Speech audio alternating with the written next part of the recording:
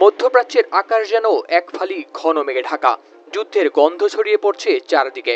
এমন সময় রাশিয়ার প্রেসিডেন্ট ভ্লাদিমির পুতিন ও চীনের প্রেসিডেন্ট শি জিনপিং কথা বলেন ফোনে, যেখানে আলোচনার মূলে ইরান ইসরায়েল সংঘাত।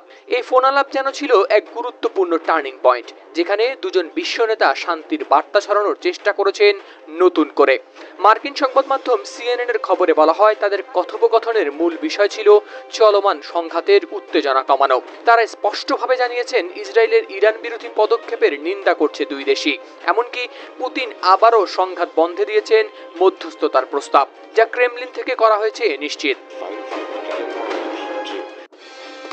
কালার এক্সপার্ট, জর্জ স্যাপ এবং মাইল্ড অন হ্যান্ডস টেকনোলজি সমৃদ্ধ অরিক্স ক্রিস্টাল ওয়াশ আপনার লন্ড্রি এক্সপার্ট।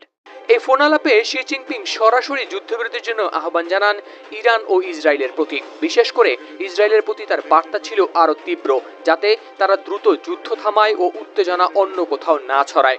চীনের পররাষ্ট্র মন্ত্রণালয় জানিয়েছে, শি জিনপিং কারোর নাম নেননি, কিন্তু বড় শক্তিগুলোর প্রতি পরোক্ষভাবে দিয়েছেন বার্তা। তার মতে, আন্তর্জাতিক সম্প্রদায়ের, বিশেষ করে যেসব দেশের বড় প্রভাব রয়েছে, তাদের দায়িত্ব পরিস্থিতি আরও উত্তপ্ত না করে ঠান্ডা করার জন্য কাজ করা। সমর বিশ্লেষকরা মনে করছেন, এই বক্তব্য যুক্তরাষ্ট্রের দিকে ইঙ্গিত করে দেওয়া হয়েছে। ফোন আলাপে পুতিন ও শি জিনপিং দুই দেশই একমত হয়েছেন যে ইরানের পারমাণবিক কর্মসূচি বা চলমান সংঘাতের কোনো সামরিক সমাধান নেই। কেবল রাজনৈতিক ও কূটনৈতিক পথেই খুলতে পারে এই জট। ক্রেমলিনের উপদেষ্টা ইউরি উশাকভ জানিয়েছেন, পুতিন রাশিয়ার পক্ষ থেকে মধ্যস্থতার জন্য প্রস্তুত বলে জানিয়েছেন। শি জিনপিংও সমর্থন করেছেন সেই উদ্যোগকে।